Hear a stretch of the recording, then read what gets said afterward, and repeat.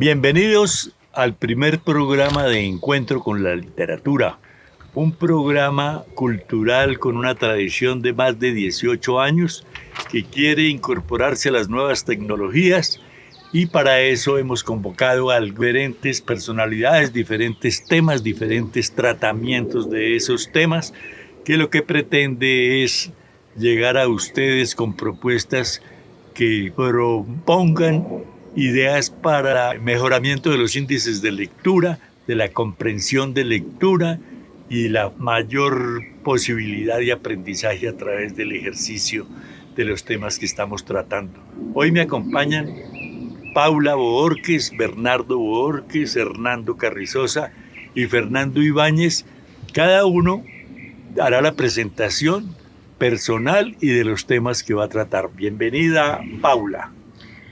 Muchas gracias, don Luis Eduardo. Muy contenta de estar nuevamente en este espacio de encuentro con la literatura. Hoy, por ser el primer día en que nuestro programa trasciende de la radio a plataformas más modernas como los YouTube, pues me desviaré un poco hacia la manifestación de la música por medio del Internet. Gracias, Paulita y Bernardo. Bienvenido una vez más a Encuentro con la Literatura. Caramba, Luis Eduardo, qué gusto saludarte nuevamente e integrar este equipo que por varios años tuvimos el gusto de integrar, repito, Encuentro con la Literatura. Yo, como siempre, inquieto con el lenguaje y los vocablos, voy a aportar algunas ideas respecto al castellano y algunos términos que pueden estar entrando en desuso o que mucha gente utiliza pero realmente no sabe su significado. Ese es el aporte que quiero hacer en esta nueva sección de Encuentro con la Literatura. Continuaremos aportando diferentes temas de diferentes perspectivas y opiniones que nos puedan dar a través de las nuevas tecnologías en este canal de YouTube, en esa nueva tecnología. Hernando Carrizosa, un maestro de Bellas Artes, también viejo colaborador del programa, y digo viejo en la medida en que lleva más de 5 años vinculado al programa, pero bienvenido Hernando y cuéntenos cuál sería su aporte en esta nueva etapa tecnológica de Encuentro con la Literatura. Hola, muy complacido de estar nuevamente en este programa tan interesante y la idea es continuar con los comentarios acerca de los diversos aspectos que se están tratando en el arte, específicamente en el campo de la pintura. Vamos a ver qué nos trae o qué nos deja más bien este problema de la pandemia que nos ha puesto a condicionar los comportamientos y ha generado una serie de preguntas, respuestas y condicionamientos respecto a la expresión artística. Entonces vamos a ver cómo no plantear una cosa como programada, secuencial, sino más bien a medida que se va apareciendo los temas, intentaremos ir comentándolos. Sí, gracias Hernando. De eso se trata, de continuar con la tertulia literaria, con diferentes temas, diferentes personajes, algunos invitados, y por eso hoy también tenemos a un antiguo miembro del equipo de trabajo de Encuentro con la Literatura, Fernando Ibáñez, que el año pasado hizo todo un curso conformado por varios talleres sobre la historia del teatro. Bienvenido, Fernando. Muchas gracias, Luis Eduardo, a todos los compañeros que están conmigo, Hernando, Bernardo, Paulita. Creo que esta es una ocasión maravillosa, no solamente de reencuentro, sino de rescate de lo cultural, de rescate de lo que significan los valores de la literatura como construcción del ser humano. La literatura entendida como una totalidad, donde la cultura la alimenta, en donde el pensamiento lo enriquece y donde la creación es un acto de vida. Retomaremos nuevamente lo referente al teatro. Más que un proceso cronológico, intentaremos realizar una especie de dialéctica teatral, en donde los métodos se confunden con el montaje, en donde la palabra se convierte en pensamiento y en donde el actor es un instrumento para la vida. Muchas gracias, Fernando. Esa es la esencia del teatro, por una persona experimentada, conocedora y estudiosa permanente del tema de la dramaturgia del teatro. Pero empecemos. Yo creo que ya es tiempo de iniciar con Paula Borges los temas que va a tratar en este y los siguientes programas que esperamos sean muchos. Bueno, como ustedes ya saben, he venido hablando de música desde que inicié en el programa. Por ejemplo, el año pasado hablé de la vida y obra de Beethoven en conmemoración a los 250 años de su natalicio.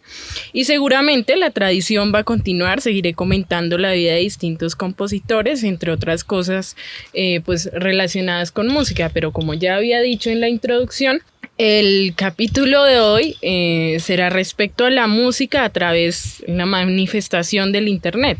Y es que para nadie es una novedad que ahora todo lo conseguimos demasiado fácil gracias a estas páginas online. Pero esto es tan increíblemente bueno como suena, porque podemos aferrarnos a la idea de que hay que evolucionar y que algo como la música nunca será la misma, y que pues es un fenómeno que padece de cambios constantes, ¿no? Y hace poco hablábamos con Luis Eduardo acerca de la comercialización del arte online con criptomonedas, y las galerías ahora son online, o bueno, al menos la mayoría. Lo mismo ocurre con la música, pues hemos reducido 80, 100 músicos a un formato MP3 o MP4, y obviamente la experiencia claramente no es la misma. Pero pues veamos el punto desde la vista social. Por ejemplo, en el siglo XVIII, la gente que tenía el acceso a la música era muy poca. Hoy en día la música llega a todas las personas que tengan un celular. La música siempre ha sido un sector muy competitivo y pues por ende ha hecho que ahora sea mucho más fácil publicar y hacer una venta de una pieza musical o cualquier manifestación de la misma. Pero asimismo es muchísimo más complicado para los artistas pues que vender estas obras, además porque Internet nos muestra un algoritmo específico de acuerdo a lo que vamos escuchando o lo que la gente más consume. Entonces nos encierran en una burbuja donde la música siempre es la misma. Incluso yo me he sorprendido de la cantidad de música genial que hay en Internet y que al mismo tiempo es muy poco conocida, incluso música colombiana maravillosa y moderna. Entonces la invitación para todos es que si bien tenemos esta gran herramienta que lo que es el Internet, pues utilicémosla de la mejor manera posible, no nos quedemos con lo que los medios nos venden, sino que indaguemos un poco más acerca de todo esto. Muchas gracias, Paulita. Eso es supremamente plausible y actual. Es un tema que me parece de verdadera actualidad. Bueno, mi aporte con Encuentro con la Literatura, como decía al principio, es tratando de buscar y de poner a flote las influencias mutuas y los aportes que América, con los que se contribuyó al desarrollo del lenguaje castellano. El contacto con América fue para los europeos una intensa experiencia vital, y desde el descubrimiento hasta acá las influencias mutuas entre los dos idiomas, el idioma vernáculo americano, los 64 lenguas, por ejemplo, que había en América antes del descubrimiento, han aportado muchísimas palabras y que nosotros desconocemos. Son muy fuertes estas influencias. España pues nos entregó su idioma, el español o el castellano, como se llamaba antes, y se enriqueció con nuevas voces, giros y expresiones, como por ejemplo tabaco, chocolate, maíz, tiburón, huracán. Son palabras que aportamos desde América hacia el lenguaje castellano. Esas palabras americanas se incorporaron pues a la lengua común, y más abajo veremos cómo se usan más o menos extensamente en el mundo hispanoamericano. Voy a decir unas cuantas de esas palabras y trato de si desconocemos el significado o no. Por ejemplo, vaquiano, que es un experto práctico en los caminos, trochas y atajos. Batata, planta rastrera de tubérculos amarillos y azucarados. Batea, artesa para lavar. Bohío, cabaña hecha de madera. Era la habitación de los indígenas. Cabulla, que es una pita, una especie de cuerda. Cacique, señor de vasallos. Caníbal, antropófago. Canoa, embarcación de remo. Ceiba, árbol americano de la familia de las bombáceas. Choclo, mazorca tierna de maíz. Gaucho, hombre de la pampa. Hamaca, mecedora, malla que se cuelga y sirve para dormir. Jaguar, mamífero carnicero, parecido a la pantera. Pampa, meseta sin vegetación arbórea. Pingo, caballo. Puma, mamífero carnicero de América. Puna, meseta, tierra alta. Sabana, llanura muy dilatada. Vicuña, mamífero rumiante de fino pelo. Zapallo, calabaza, una planta cucurbitácea. Ahí vimos 20 vocablos y otros 4 que nombré anteriormente, que son aporte de América hacia el lenguaje castellano. Es que el lenguaje nuestro realmente es uno de los más extensos de uso, al contrario de otros, porque por ejemplo el italiano solo se habla en Italia, o el francés pues solo se habla en Francia, pero el español se habla en España, en América, en todos los 10 países americanos, y en parte en Manila, en Filipinas. Entonces es un idioma muy rico, nos facilita mucho expresar nuestras ideas, que vale la pena escudriñarlo para poder encontrar y rescatar inclusive muchos vocablos. Gracias, Bernardo, por ese aporte tan interesante para quienes nos van a escuchar a través de todas las redes sociales, y agradecemos también la presencia de Hernando, quien nos hará un tema como siempre para nosotros desconocidos hasta ahora. Bueno, gracias, Luis Eduardo. A propósito del lenguaje, como comenta Bernardo, pues refiriéndose al lenguaje literario prácticamente, pero hay un problema con el uso de las palabras. Un problema no, sino más bien como una complicación. Usamos la palabra arte, por ejemplo, refiriéndonos a muchas cosas, pero el sentido de esa palabra es el que está muy confuso, digamos, o sea, a propósito se está empleando de una manera muy, muy amplia y por lo tanto bastante complicado, ¿no? No sé si las palabras se emplean para definir algo concreto. En este caso, actualmente estamos frente a un problema bastante complejo, que es usar el término para referirnos a todo. Y en este caso de las expresiones artísticas, pues creo que habría que aclarar un poquito cuál es la esencia de la palabra o de lo que significa la palabra, porque se habla de que el arte es todo, pues yo no entiendo entonces por qué usamos el término.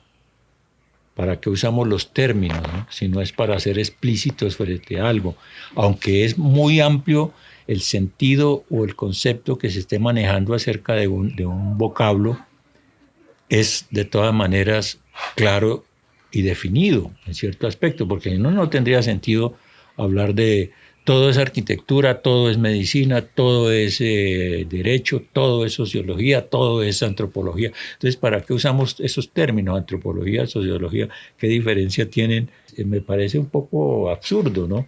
El empleo de la palabra así.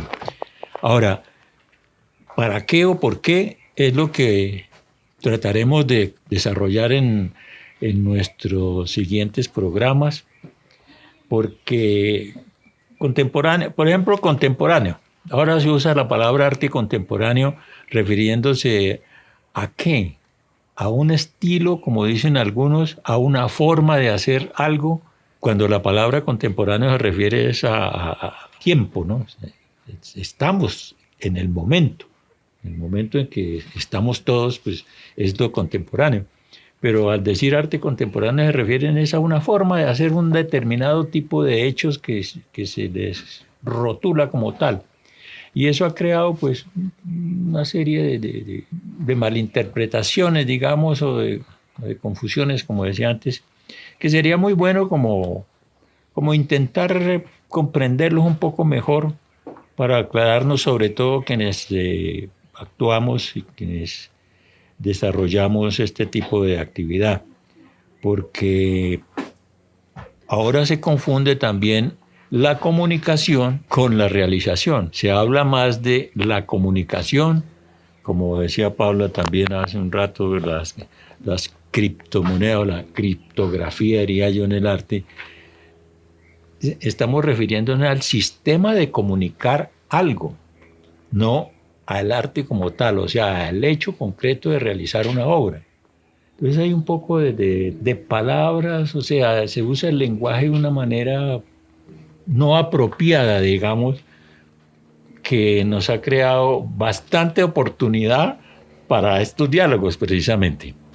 Sí, Hernando, yo diría que son eufemismos, que se crean palabras para producir unos resultados, pero de pronto ambiguos, de pronto como persiguiendo otros fines diferentes al arte en sí, como en el siglo XIX, los famosos ismos, donde ya se crearon, hablando de pintura, ¿sí? Se crearon escuelas que seguían unos devotos, digamos, de esos ismos, pero que pretendían, creo yo, era agruparse en un estilo, no en una expresión única y personal.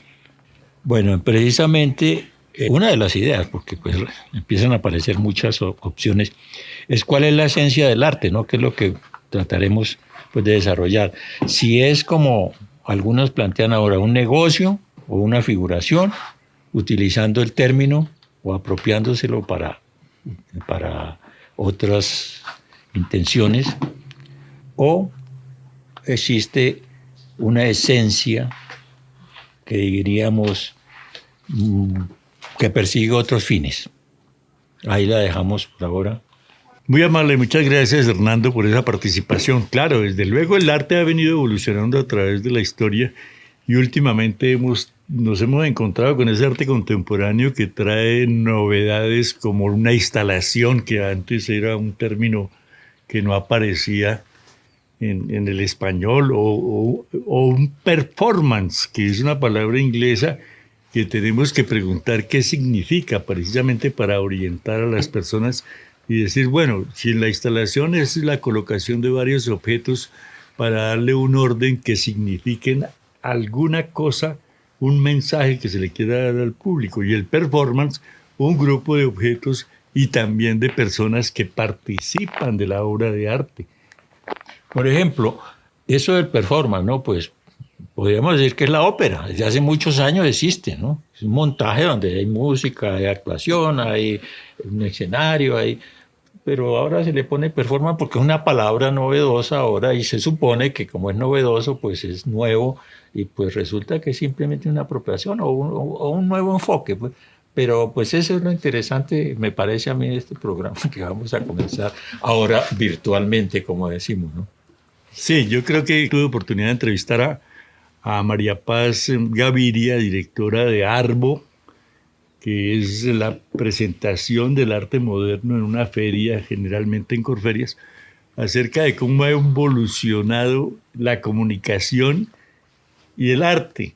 Entonces, primero decía yo, no sé si me equivocaba en ese momento, pero lo importante era la obra de arte. Cuando la gente llegaba a una exposición y quedaba encantado con una obra de arte, preguntaba quién es el artista, quién es el maestro que hizo esta obra de arte.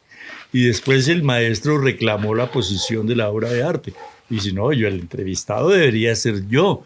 Quien ocupe la fotografía no es la obra, soy yo. O sea, pasó de ser la obra al artista.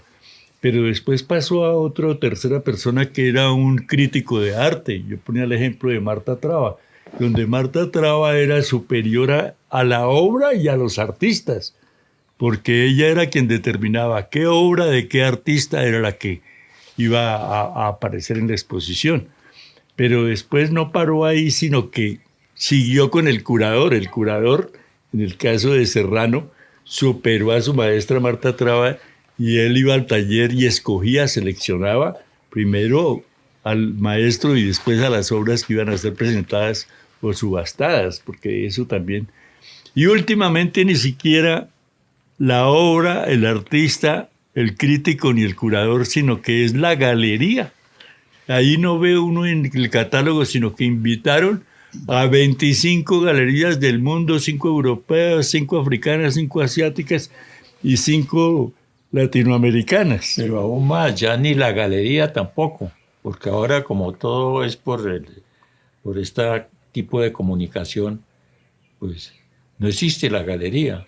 Cada uno trata de proyectar su obra.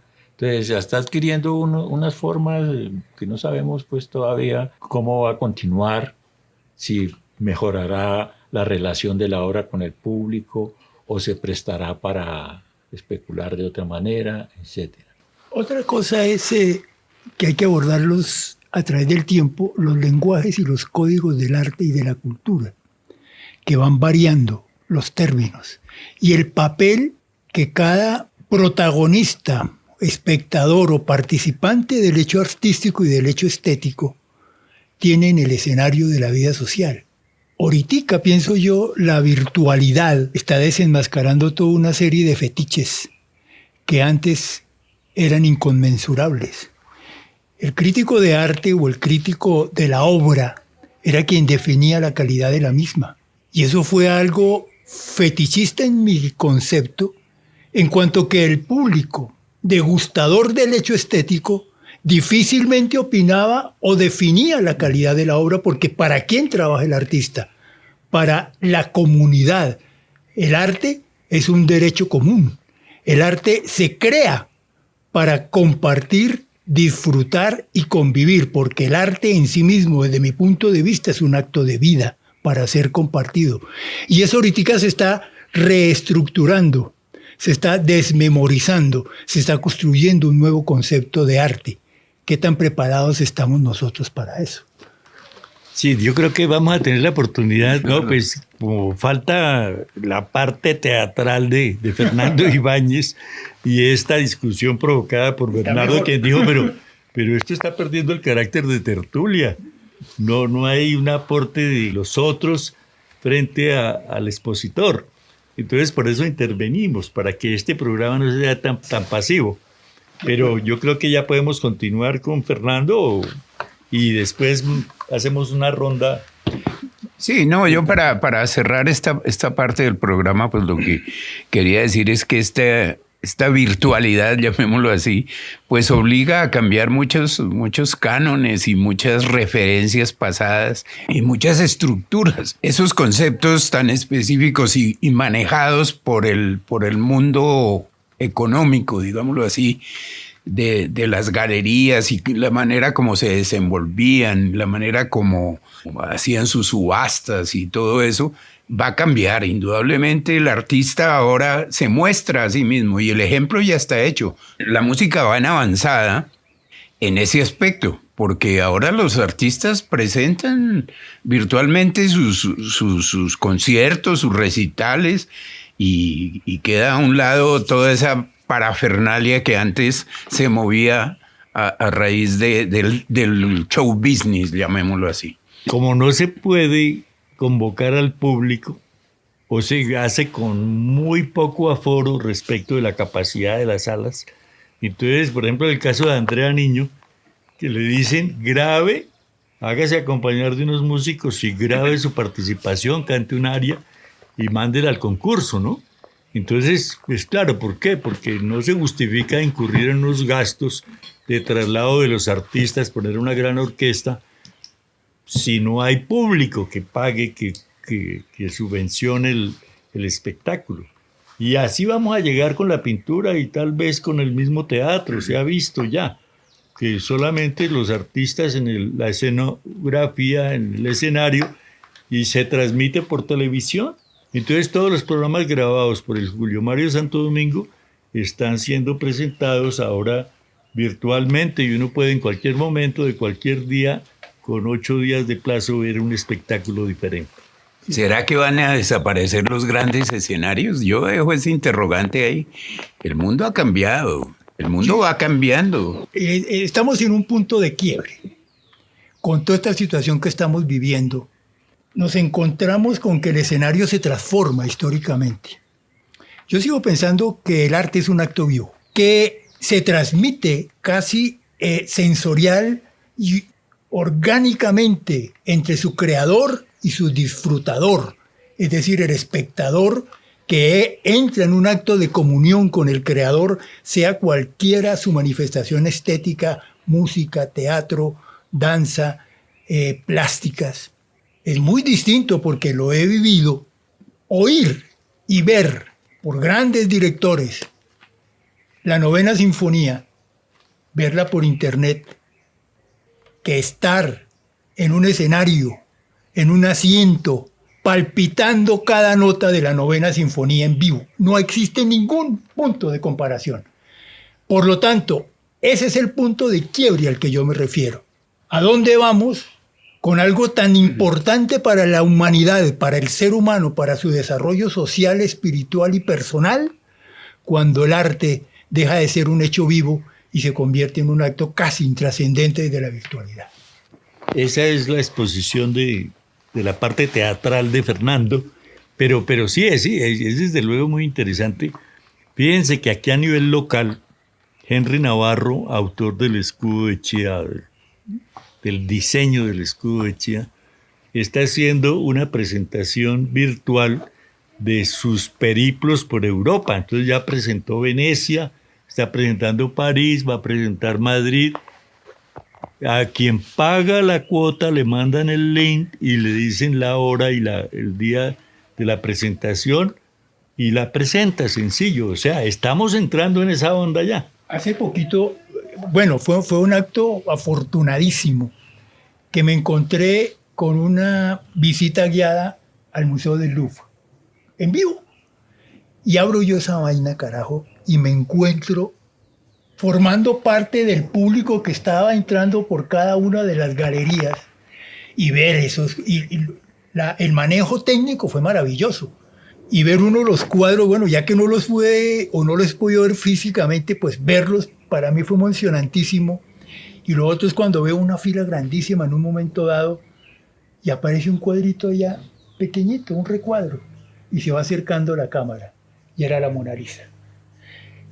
Y la emoción es fuerte, la emoción es, esto es la Mona Lisa, listo. O cuando uno ve el David de Miguel Ángel.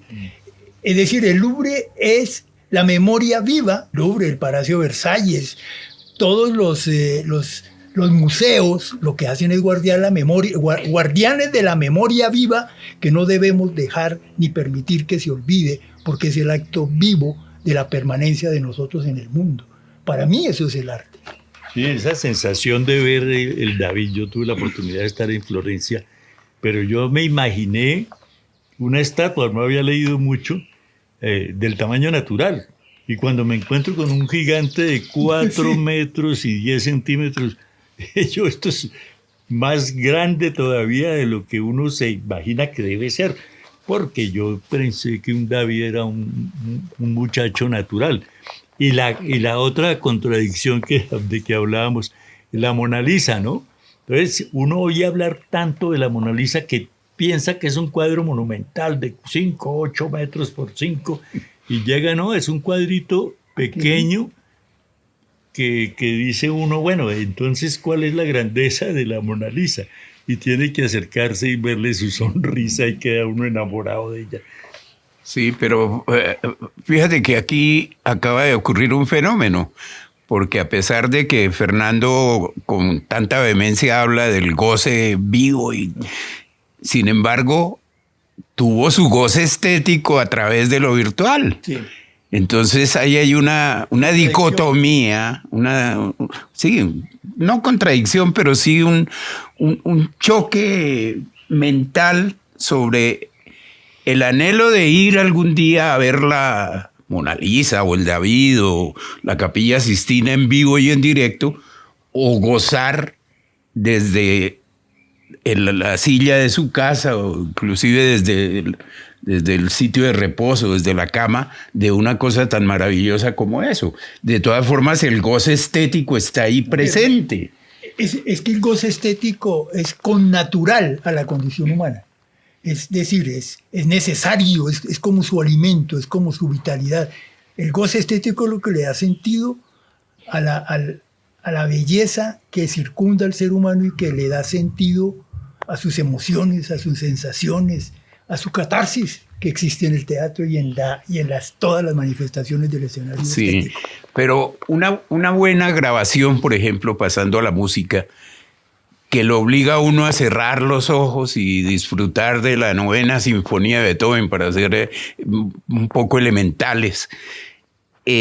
Yo creo que ese goce, como en privado, como íntimamente, es mucho mejor que en un escenario rodeado de gentes, de todos los pelambres, que están exhibiendo sus modas, sus tapados de piel, sus corbatas elegantes, y que al fin y al cabo, por perfecta, por buena, por grandiosa que sea la orquesta y la música el sonido maravilloso del sitio, la acústica, no deja de ser un poquito más lejano, digamos, que cuando uno se sienta, cierra los ojos y escucha una grabación hecha con toda la técnica, con toda la maravilla de la tecnología, y uno puede apreciar perfectamente cada detalle, cada instrumento, que muchas veces en vivo se puede perder. Bueno, es que se está abriendo muchísimo más el espectro, ¿no? Ahora nos toca invitar a psicoanalistas, psicólogos. Sí, porque el problema está en la percepción. Exacto. No, la actitud, la aceptación del sistema de percepción que pues nos cambia no sé si la estructura mental o la forma de actuar de la estructura mental, ¿no? Aceptar un tipo de relación con la obra u otro. El de la presencial, que como dice Bernardo, de estar uno en un espacio disfrutando de cierta característica, tanto temporal como auditiva, etcétera, a estar en otro espacio reservado, pero aceptar el goce, la relación de la obra con el momento y la manera de disfrutarlo. Cambia totalmente muchas cosas. Aún más, aceptarlo, pues entonces diríamos, pues ya, los teatros, fuera, los escenarios, fuera, eso es porque estamos disfrutando acá, en mi espacio personal, cerrado como quiero, acostado, recostado, bueno, etcétera. Y lo otro, entonces, ¿para qué? ¿Cambia o hay alguna diferencia entre escuchar en un recinto con cierta acústica un grupo de músicos, en el caso de la música? Lo mismo podríamos decir de la pintura, ir a un templo de la pintura a contemplar dentro de un espacio con una luz determinada, con un tipo de movimiento, etc. O sea, cualquiera de las manifestaciones, la danza, el teatro, la pintura, aceptar eso, pues nos conduce a lo que también preguntaba hace rato, ¿no? ¿Será que desaparecen los escenarios? ¿Será que no nos va a interesar? ¿O será que cambiarán la configuración, como dice Fernando también? Son las preguntas en las cuales estamos, pero también estamos comprometiendo a nosotros cuál es la actitud que yo tomaría, por ejemplo, como pintor, ¿no? Ya, yo no hago trabajo sobre telas, pues ¿para qué, no? Si no la voy a trasladar a un museo, no va a estar en una galería, si no va a estar en una pantalla, la voy a archivar en una nube, cuando quieran se va, etc. Entonces cambia muchísimas cosas, que es creo que es lo que hace bien interesante este encuentro. Pero fíjense que nosotros hemos dado ese paso como un poco al revés, porque hemos hecho presentaciones con Paulita hablando de Beethoven, nosotros de Bolívar, en un parque, en un escenario con muy buen sonido, con imágenes. Después participamos el 6 de marzo con el cumpleaños del fallecimiento de Gabriel García Márquez, también en el parque leímos trozos de diferentes libros del maestro Gabriel García Márquez, y ahora para el 23 de abril, el Día del Idioma, cambiamos completamente la idea de que hay que hablar de Miguel de Cervantes y el Quijote. Dijimos, pero si hay autores colombianos que valen la pena que leerlos y difundirlos, porque ya no podemos olvidar a José Eustacio Rivera y La Vorágine, o a Jorge Ixada y La María, o Manuel Zapata Olivella, en fin. Pero hemos regresado a la calle con el ánimo de transmitir en vivo y en directo a la gente, a la comunidad, no mucho porque no podemos hacer aglomeraciones, pero esa es la idea de como que combinar lo virtual con lo real. Aún más, pero a propósito del escenario de esas presentaciones, pues es que están apareciendo otros escenarios, ¿no? Como Chiribiquete, ¿no? Ajá. O sea, no es un museo creado en una ciudad para la contemplación de cierto tipo de obras que han sido recogidas a través de la historia, sino que es una sala al aire libre con una historia, o sea, otra mirada totalmente diferente. A veces nos olvida y comentamos solamente pues lo que históricamente se nos ha transmitido y nos hemos acostumbrado a recoger como tal, que son los grandes museos y todo, con todo su valor, etcétera. Pero también esto nos ha llevado a otras miradas, que vamos a ver hasta dónde llegamos, ¿no? Lo que hay que mirar acá es también cuál es, en este nuevo escenario, cuál es el papel del arte y cuál es su función social. Y en el caso de Chiribiquete, por ejemplo, el problema no está en que es un escenario abierto, porque no sabemos si eso se hizo con una intención estética. Simplemente era dejar una huella y una memoria del paso trashumante del ser humano por una circunstancia física. Pero como Hauser dice en un momento muy claro, la intención del arte paleolítico y neolítico no es crear una estética, sino dejar una memoria. Y no había una intención estética ni siquiera en términos básicos elementales. Es simplemente una huella. Ahora, que a eso, con el tiempo, se le quiera dar una memoria más para mi sentido arqueológica y una memoria de intención creadora en un campo posiblemente figurativo, puede funcionar. Pero ahorita lo importante es qué vamos a hacer con el arte, a dónde lo ponemos. Que yo creo que ahí es donde está lo interesante de estos diálogos. Lo que queremos hacer es precisamente eso. No fue creado, como muchas cosas no fueron creados para lo que ahora, o de la manera como ahora la contemplamos. Quizás se vuelva una cosa especial y le demos esa carga, digamos, esa tendencia, o el futuro, o los nuevos, o los otros que vienen, lo conviertan en otra cosa, como nos han convertido todo el Coliseo romano, todo eso, pues era para otra cosa, para la diversión del público, un estadio de fútbol, pero ahora uno va y lo mira, es como una cosa histórica y como un museo prácticamente. Sí, pero es que detrás de cada gran manifestación, llámese artística o deportiva o cualquier representación del ser humano en sí para demostrar su inteligencia, detrás de cualquier manifestación de esas viene siempre el negocio. Entonces, Chiribiquete, ya van los helicópteros allá a dar la vuelta, a hacer el tour y a cobrar, a lucrarse. Sí. Entonces, desgraciadamente, detrás de todo eso, sí, yo sé que, por ejemplo, en las cuevas de Altamira, en las Coo, en las cavernas francesas, pues ellos no perseguían indudablemente ninguna cosa económica, pero sí, contradiciendo un tricítico a Fernando, sí hay manifestación estética porque hay una investigación de pigmentos, de la forma. Esos personajes que hicieron eso tenían una gran sensibilidad.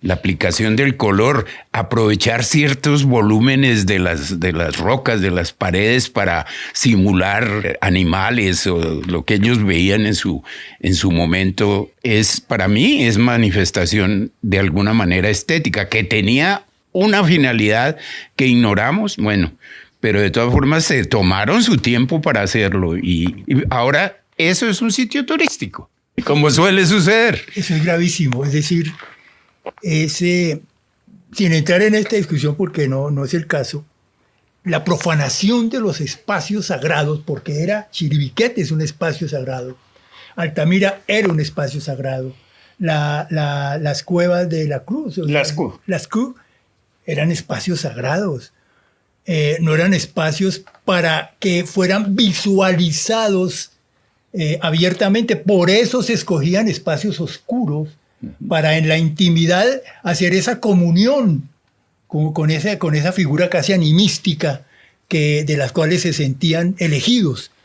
En el caso de Chiribiquete, por ejemplo, ¿cuántos años duró? En algún momento leí que hacía 50 años no se veía algo de eso, sino que se volvió a retomar por un arqueólogo que decidió tercamente ir a meterse nuevamente en el cuento, y por una colombiana que vive en Inglaterra que decidió volverse a meter a ver qué era lo que estaba pasando ahí, porque estaba buscando mariposas. Sí. Entonces, hermano, fíjese, significa encontrarse con Chiribiquete, encontrarse con esa dimensión cultural tan profunda en raíces de lo que significamos, y convertirlo en un acto turístico. Sí, pero en el arte también se ha visto la otra parte, porque la iglesia, que fue mecenas de muchos artistas, entre esos Miguel Ángel, pues uno encuentra los frescos de la Capilla Sixtina como una cosa monumental y casi que increíble de que un solo hombre pudiera haber hecho ese trabajo de tantos años, que duró por lo menos 4 años en los techos de la Sixtina y unos 7 años en el juicio final, que está en el fondo de la capilla. Pero eso fue hecho también como para que todo el que fuera allá, o sea, le estaban vendiendo una idea a través de esas pinturas, de esos frescos maravillosos. Entonces ahí también se ve ya la utilización, en el término maluco de la palabra utilizar, de la palabra utilización, de un artista y su capacidad para poder manipular la mente de los que observaban eso y venderles una idea específica de algo. Sí, yo creo que vamos a cerrar por hoy el programa. Ya hicimos cada uno una participación mucho más dinámica, más movida esta participación en esta segunda parte, porque participamos todos en temas de teatro, de la pintura del maestro Carrizosa, del lenguaje tan rico que dice que vamos a modificar, porque ya no es el artista, sino el criptoartista. Ya no es el giro de la plata para el artista, sino el Bitcoin. Entonces vamos a tener que modificar nuestro vocabulario. Esperemos que la pandemia pase pronto y nos resolvamos a retornar un poco a la estética, pues también ha evolucionado a través de los tiempos. Pero si tenemos algo que agregar finalmente para concluir este programa, pues digámoslo. A mí me parece que la dinámica que ha tomado el programa es interesantísima. Inclusive me atrevo a decir que podemos fácilmente tocar temas específicos y dilatarnos en una no elucubración solamente filosófica, sino de pensamiento y saberes que permitan enriquecer los temas desde diferentes puntos de vista, como pasó hoy. Esta dinámica a mí me parece que es profundamente enriquecedora. Bueno, eso finalmente lo dirán los oyentes y las personas que nos van a ver y nos van a poder conocer un poquito más cerca, viéndonos nuestras personalidades, nuestros caracteres, nuestras formas de ser y de exponer los asuntos. Carlos Castaño Uribe fue el hombre que recopiló todo lo de Chiribiquete y le salió después competencia con la Lindosa. Entonces sería muy bueno traer un material más relativo a, como dice, más específico y no divagar en muchos temas, pero cada cual tiene la libertad y la posibilidad de transmitir lo que Encuentro con la Literatura ha perseguido desde ya hace algo más de 18 años. Gracias por escucharnos.